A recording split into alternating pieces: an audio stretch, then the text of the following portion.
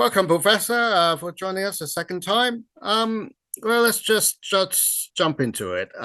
With the South Africa case brought to the International Court of Justice against Israel for genocide, what's your take on that?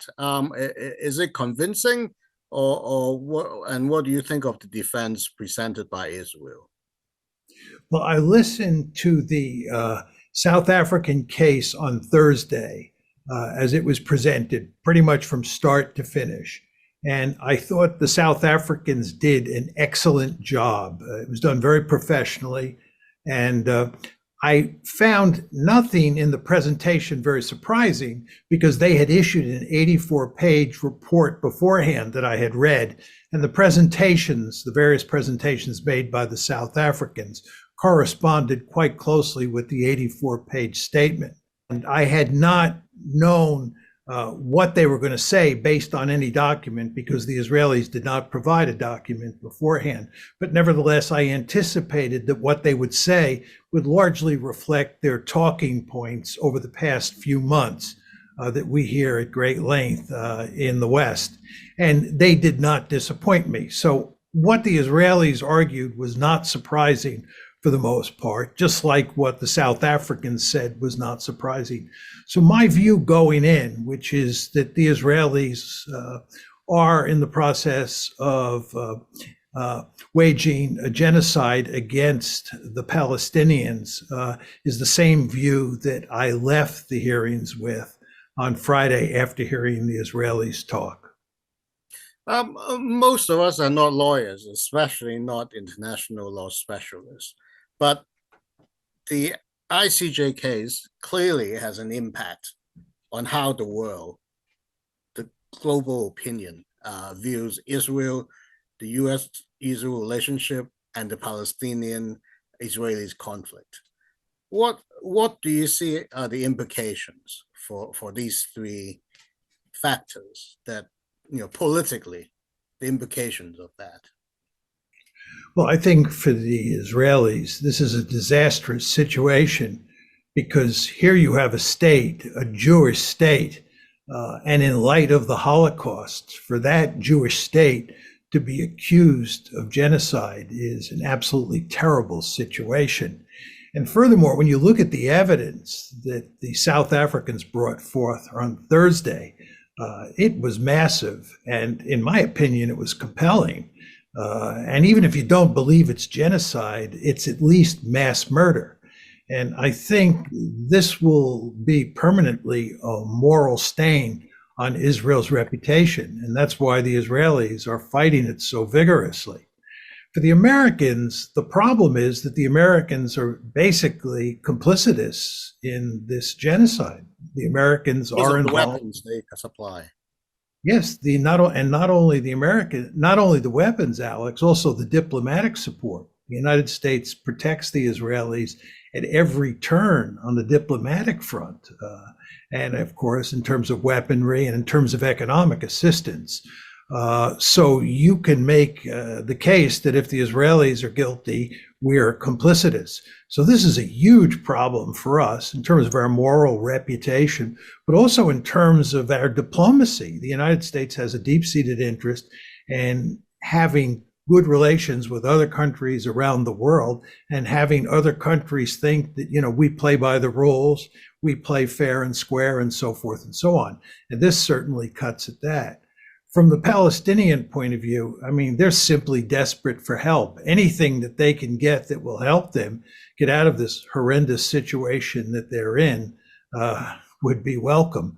So I think the Palestinians are hoping that something good comes out of this, that it alleviates their suffering, at least somewhat.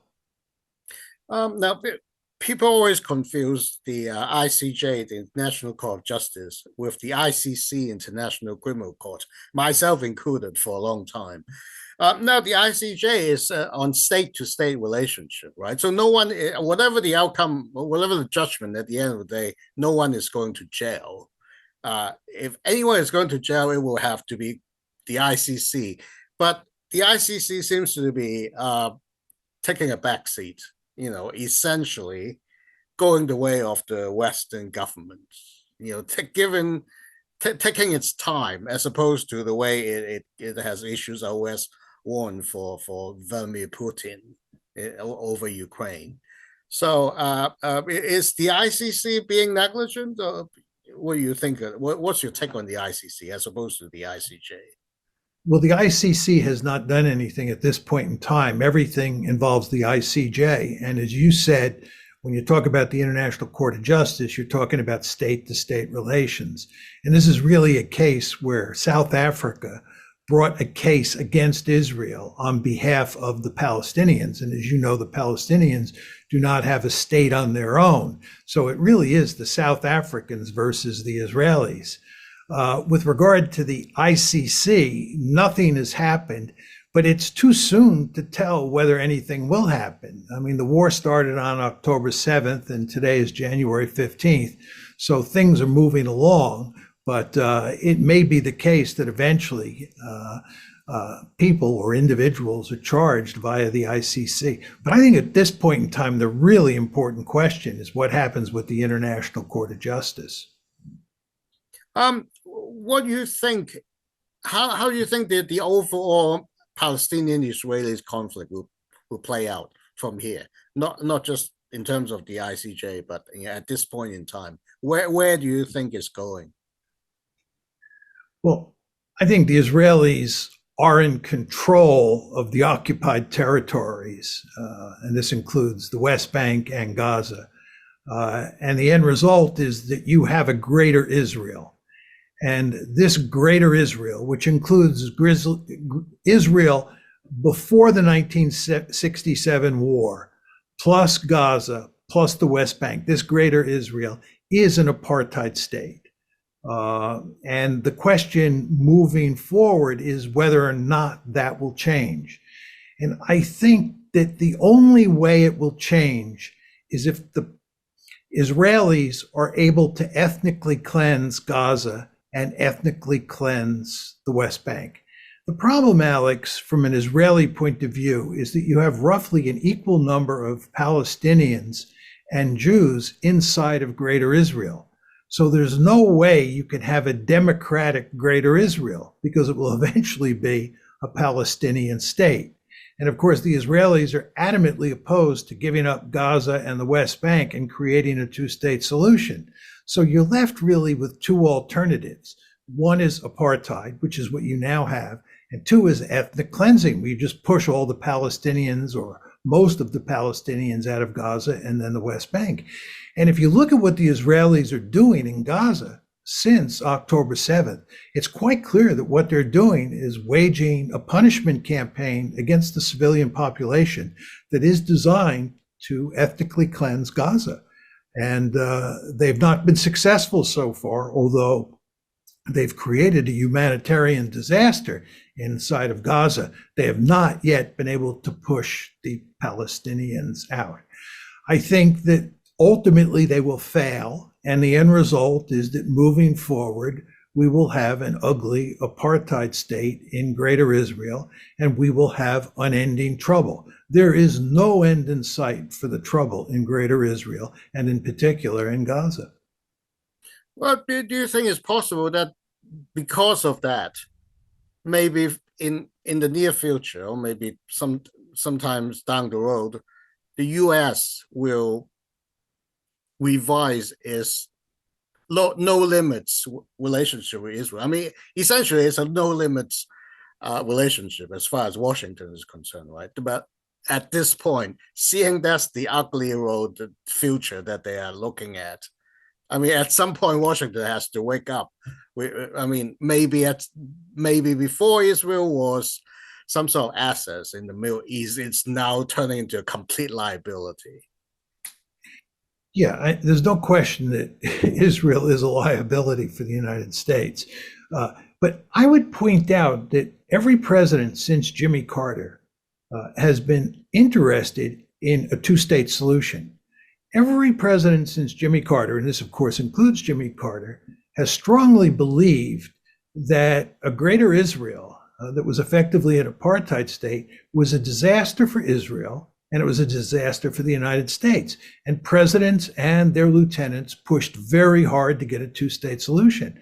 But it was impossible for them to put any meaningful pressure on Israel. And the main reason is that the power of the Israel lobby in the United States is so great that any time a president began to exercise coercive leverage with Israel, the lobby would move in and stop that president in his tracks. And the end result is that Israel was allowed to go on building this greater Israel. It was allowed to go on thinking that it could manage the problem in Gaza, that it could manage the problem in the West Bank. But eventually, it all blew up in Israel's face. And at this point in time, it's hard to imagine getting a two-state solution. I think that's out of the question. And this is why I said to you earlier, I think the two choices here are ethnic cleansing or apartheid. Two horrible choices, I might add. Well, but okay, you wrote several controversial books, but your most controversial book is probably on the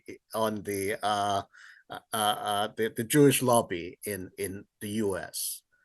Do you think, in light of what's happening now, do you think that the lobby could retain its influence, or do you think it might weaken? Because I saw one clip on YouTube where one of the senior lobbyists complained that the younger generations in America, like the TikTok generations, is turning away from the Israelis-American narrative. Some of them are becoming more pro-Palestinian, or see it from the point of view of the other side. So what do you think is the future of the lobby? Do you think it might be weakened? Well, I think there's no question that the Israel lobby is mainly concerned not with public opinion in the United States, which is what you're describing, but they're mainly concerned with having significant influence with people in the White House and people in Congress. Those are the people who make policy. And the lobby concentrates most of its firepower on making sure those people remain firmly committed to supporting Israel unconditionally. In other words, no matter what Israel does, the lobby wants the White House and Congress to back Israel to the hilt.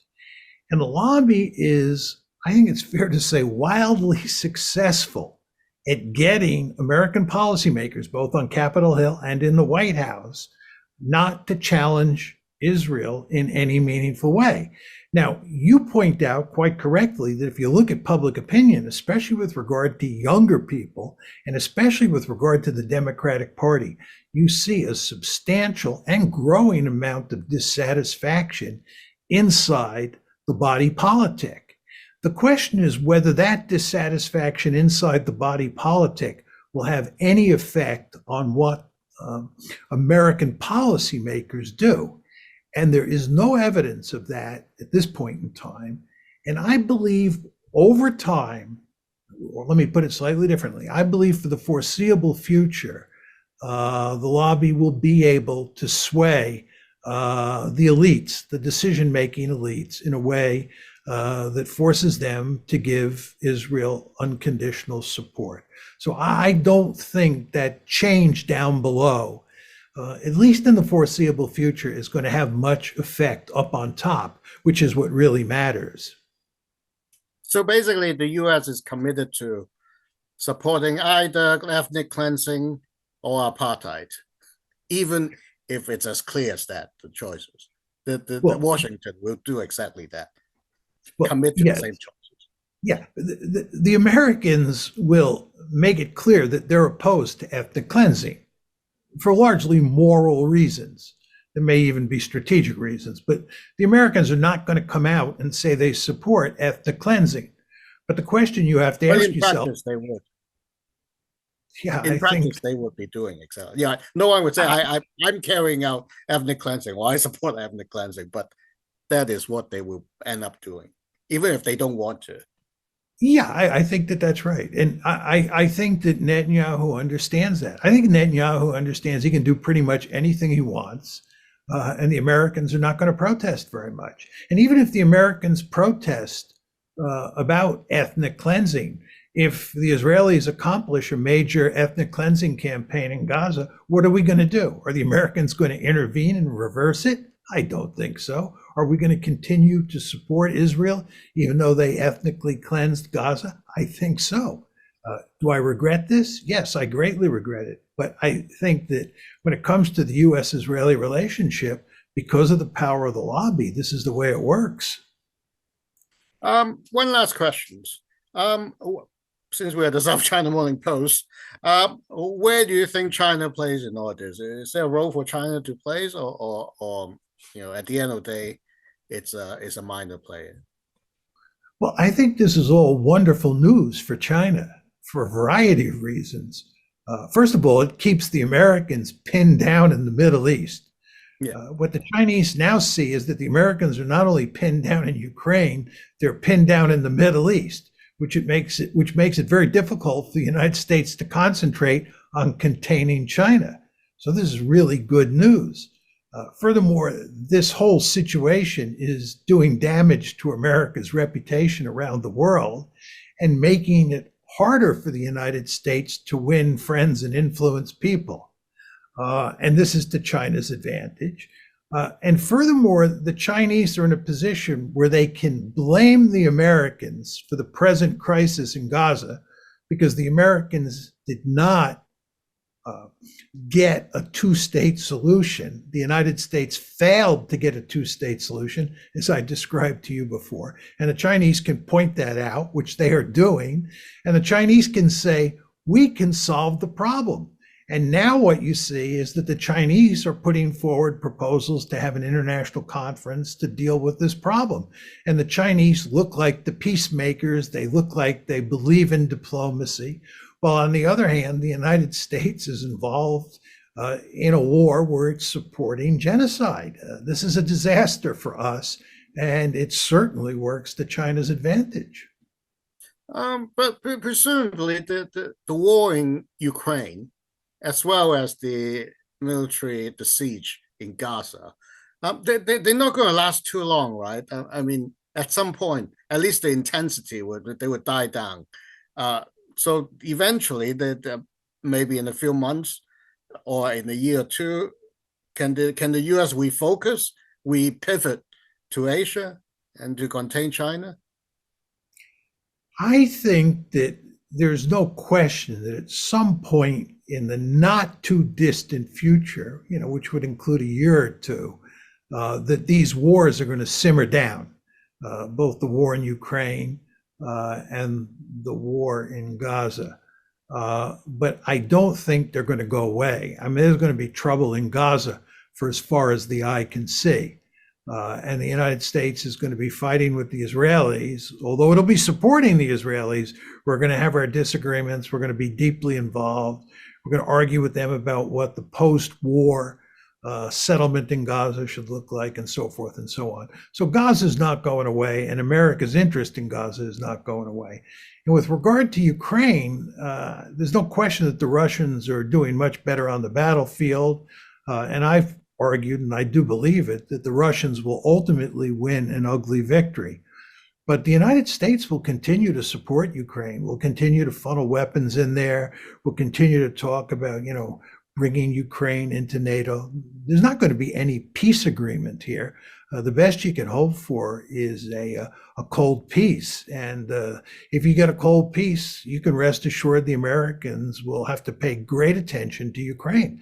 So I think China's in excellent shape moving forward because the United States will remain deeply involved in both the Middle East and in Ukraine. And although it might not be as deeply involved 2 or 3 years from now as it is today, that doesn't mean it won't be involved in a serious way.